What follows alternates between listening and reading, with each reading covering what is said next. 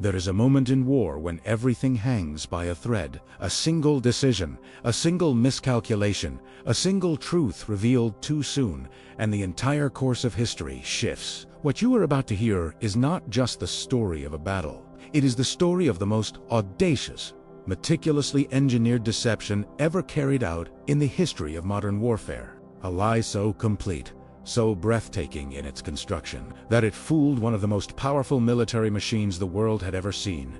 And it did so at the exact moment when the fate of Western civilization hung in the balance. You may think you know the story of You may think you know what happened on June 6, 1944, when Allied soldiers stormed the beaches of Normandy and began the liberation of Europe from Nazi occupation. But what most people do not know, what history books often skim past in their rush toward the landings themselves, is that the real victory at Normandy was won weeks before a single soldier set foot on that beach. It was won in the shadows. It was won by spies, by actors playing generals, by inflatable tanks, by radio operators transmitting false intelligence into the ears of Adolf Hitler himself. This is the story of Operation Overlord, and the secret operation that made it possible.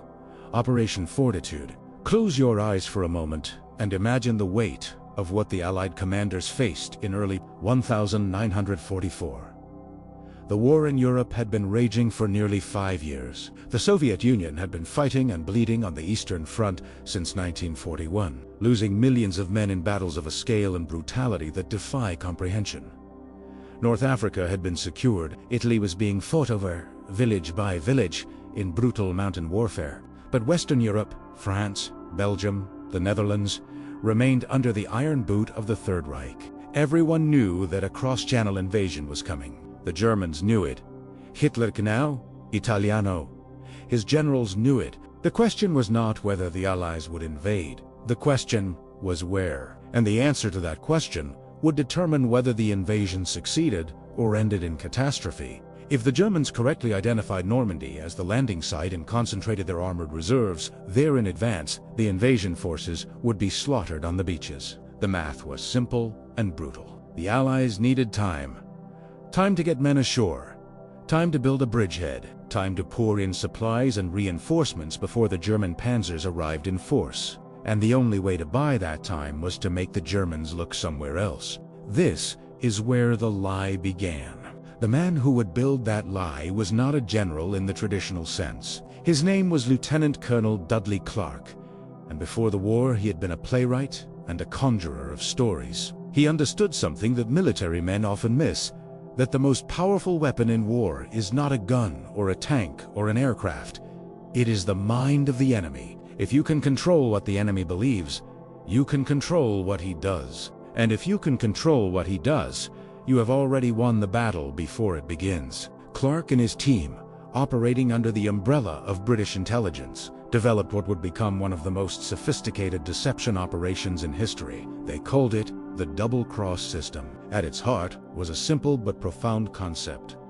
Every German spy who had been sent to Britain had been captured, every single one. And rather than executing them or locking them away, British intelligence did something extraordinary. They turned them. They made the German agents into double agents, feeding false intelligence back to Berlin, building over months and years an elaborate fictional picture of Allied intentions that the Germans came to trust completely. The operation needed a face. It needed a ghost army, a phantom force that could convince Hitler that the main Allied invasion would come not at Normandy, but at the Pas-de-Calais, the shortest point across the English Channel, the most logical place for an invasion, the place where German defenses were strongest and where the German High Command desperately wanted the blow to fall. And so they invented the first United States Army Group. FUSAG, as it was known, existed only on paper and in radio signals. It was a fictional army of hundreds of thousands of men, equipped with fictional tanks and commanded by the most famous and feared American general in the European theater, General George S. Patton. The choice of Patton was deliberate and brilliant. German intelligence had identified Patton as the Allies' best commander. They believed, logically, that the most important invasion in the history of the war would be led by the most capable Allied general. Patton's apparent command of FUSAG was itself a piece of intelligence that the Germans found deeply convincing. Patton played his role with characteristic theatricality. He appeared in public. He gave speeches. He was photographed. He was reported on. The Germans tracked his movements and drew their conclusions. Patton was in England, preparing to lead the main invasion force. The main invasion would be at Potoc. Normandy, if it came at all, would be a feint. But the deception went far beyond a single general and a fictional army. It was total. It was environmental. It was architectural in its ambition. In the fields of southeastern England, in the area directly across from Potoc, Allied engineers and artists, many of them recruited from the film industry in Hollywood and Britain, constructed an entire fake military infrastructure. There were inflatable Sherman tanks. There were rubber skins, designed to fool reconnaissance aircraft flying overhead at altitude. There were fake landing craft in the harbors, constructed of canvas and wood, rising and falling with the tides like real ships. There were fake oil storage facilities, fake ammunition depots, fake army camps stretching 4 miles across the English countryside. All of it visible to German reconnaissance planes that were, of course, being carefully permitted to photograph exactly what the Allies wanted them to see. The radio operation was equally sophisticated. Hundreds of operators transmitted the communications traffic of an entire fictional army orders, supply requests, personnel transfers, logistical complaints, all the mundane but essential chatter of a massive military organization. German signals intelligence intercepted these transmissions and built from them a detailed picture of Allied order of battle that confirmed exactly what the deception planners wanted them to believe. FUSAG was real. FUSAG was enormous, and FUSAG was pointed at Potoc. At the center of this web of deception was a man who has become one of the most celebrated intelligence figures of the 20th century, Juan Pujol Garcia, a Spaniard who despised fascism and had, entirely on his own initiative, begun fabricating intelligence reports to the Abwehr German military intelligence before ever making contact with the British. Garcia, who operated under the codename Garbo by the British and Arabelle by the Germans, had built a network of 27 fictional subagents across Britain, each with their own backstory, their own personality, their own area of reporting. None of them existed. Every report they sent was fabricated by Garcia himself, sitting in a small house in London, inventing an entire intelligence universe from scratch. The Germans trusted Garbo completely. He was their most valuable agent in Britain, and they rewarded him handsomely, which amused British intelligence considerably, since every piece of intelligence he provided served Allied interests exclusively. Garbo became the keystone of the entire deception, and on the night before D-Day, he would play his most critical role. Now picture the Allied High Command in the spring of 1944. The weight in that room, in those rooms, across those planning tables, Obertosa maps, is almost impossible to comprehend. Supreme Commander Dwight D. Eisenhower was a man of enormous organizational genius and personal steadiness, but he was also a man who understood, more deeply than anyone, what failure would mean.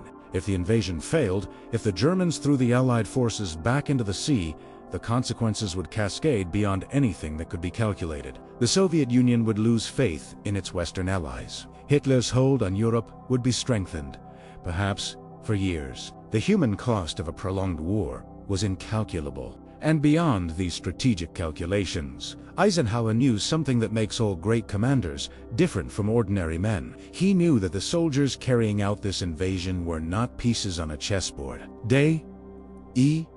Were men. They were young men, most of them who had come from farms in Kansas and factories in Ohio and fishing villages in Maine, from the suburbs of London and the Highlands of Scotland and the towns of Canada and Australia and New Zealand. They had families. They had futures that depended entirely on whether the deception held, whether the Germans were looking at the right beach, whether the lie was believed. Eisenhower wrote a letter before the invasion, a letter he hoped he would never have to send. It was a letter accepting personal responsibility for the failure of the invasion. He folded it and put it in his pocket, and then he gave the order to go.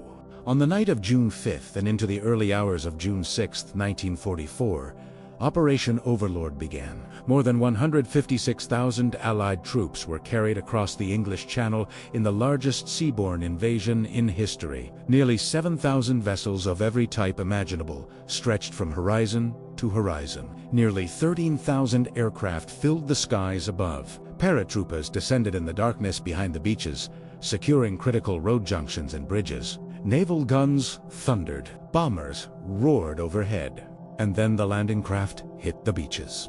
At Utah Beach, American forces met light resistance and made their objectives. At Gold, Juno, and Sword beaches, British and Canadian forces fought through German defenses with fierce determination. And at Omaha Beach, a name that every American should know, a name that deserves to be spoken quietly and with reverence, the cost was devastating. German defenses on the bluffs above the beach were intact. The bombers had missed their targets. The supporting tanks had sunk in the rough seas. American soldiers from the 1st and 29th Infantry divisions came ashore into a wall of fire that cut them down on the ramps of their landing craft. In the water, on the sand, the beach at Omaha became, in those early hours, a charnel house. Men who had trained for months, who had crossed an ocean to fight for the liberation of people they had never met, died by the hundreds in the space of hours. The sand was red. The tide brought boaties back to shore. Senior commanders at sea, monitoring the situation, considered recommending abandonment of the Omaha Beach landing. They did not abandon it, because the soldiers on that beach, the men who were still alive, the men who had watched their friends die around them, the men who were pinned against seawall and beach obstacles with no apparent future, those men got up. They moved. They found ways through and around the defenses. They climbed the bluffs. They pushed inland. By the end of that bloody day, Omaha Beach was in Allied hands, purchased at a price that should never be forgotten. But here is where the deception becomes not just fascinating, but decisive. By the evening of June 6th, the German High Command was confronted with a critical question.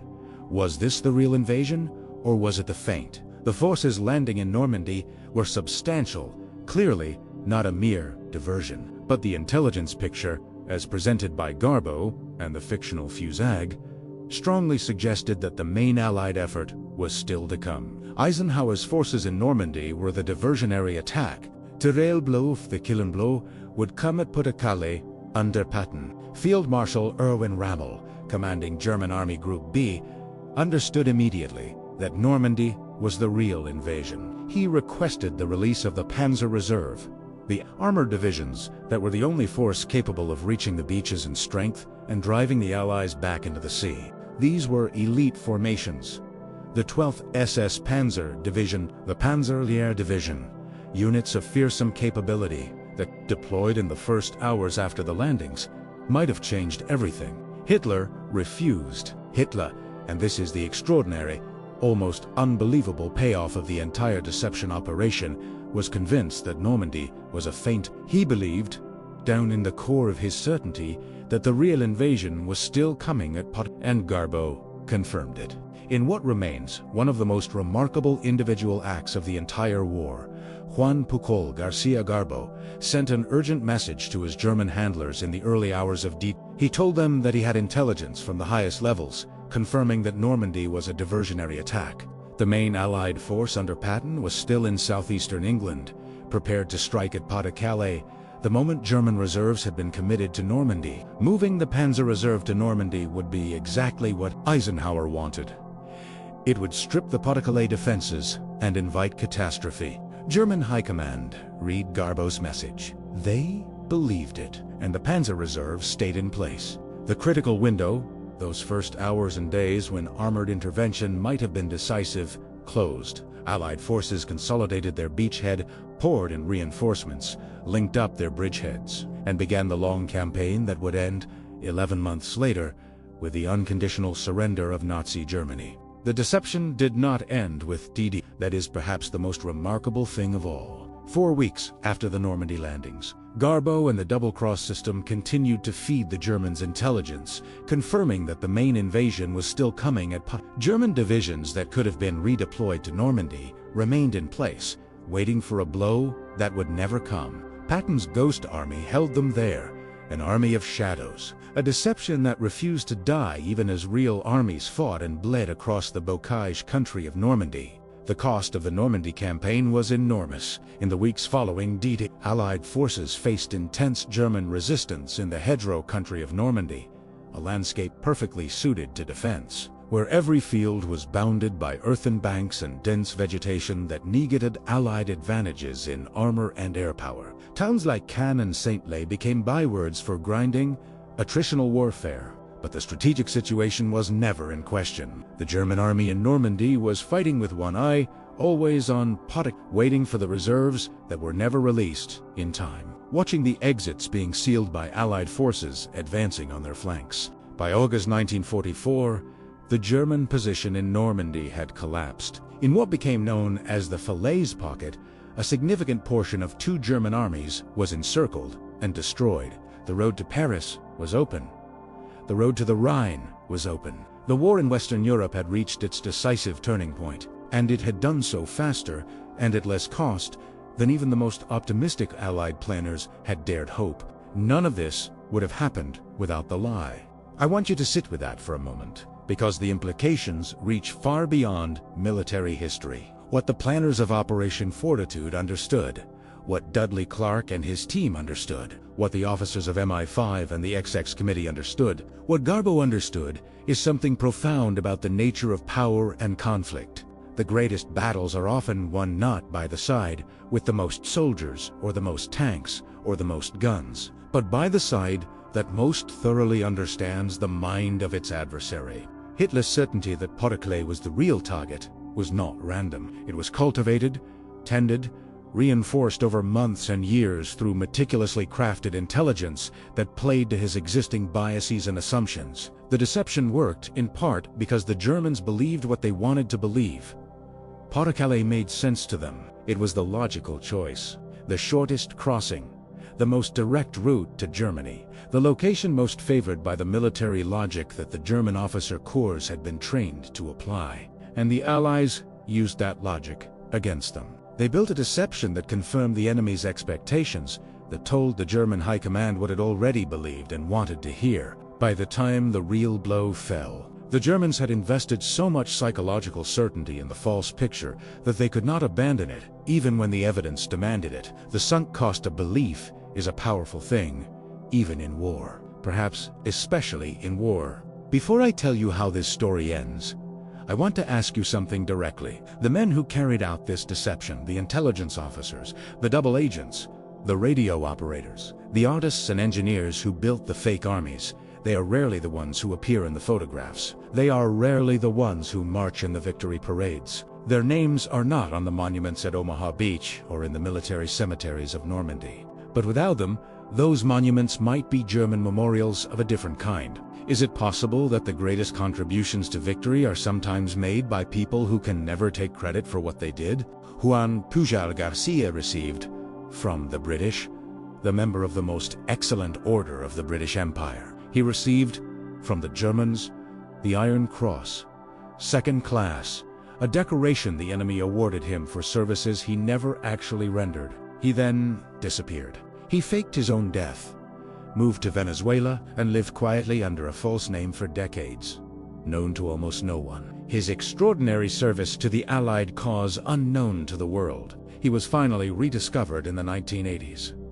He was taken back to the beaches of Normandy, where he walked among the graves and the memorials and the wind off the channel. He was a small, quiet man by then, unremarkable in appearance, the kind of man you would pass on the street without a second glance. But when you knew what you were looking at, when you understood what this man had done, the lies he had constructed, the network of fictional characters he had animated, the message he had sent in the early hours of June 6th that held the German Panzer Reserve in place while Allied soldiers died and fought their way up those beaches, you understood that you were looking at someone who had helped to change the course of human history. Here is something I want you to take away from this story, not just as military history, not just as a remarkable tale of intelligence and deception, but as a truth about the nature of courage itself. We tend to think of courage in terms of the soldier charging into fire, and that courage is real and deserves every honor we can give it. But there is another kind of courage, quieter, lonelier. Without witnesses, the courage of the man who builds a deception so intricate, so dangerous, that a single error will bring catastrophe. The courage of the man who transmits a false report, knowing that if he is discovered, his death will be slow and terrible. The courage of the man who plays a role for years, who inhabits a false identity so thoroughly that he sometimes wonders which self is real. That courage has no medals, no ceremonias, no parades. It operates in rooms that don't officially exist, in operations that are never publicly acknowledged, in the spaces between what history records and what actually happened. It is, in many ways, the most demanding courage of all. If the Allied deception had failed, if a single double agent had been unmasked, if Garblo's message had arrived too late or been disbelieved, if Hitler had released the Panzer Reserve in those critical first hours, the young men on those beaches might have been driven back into the sea, and the consequences are beyond imagining.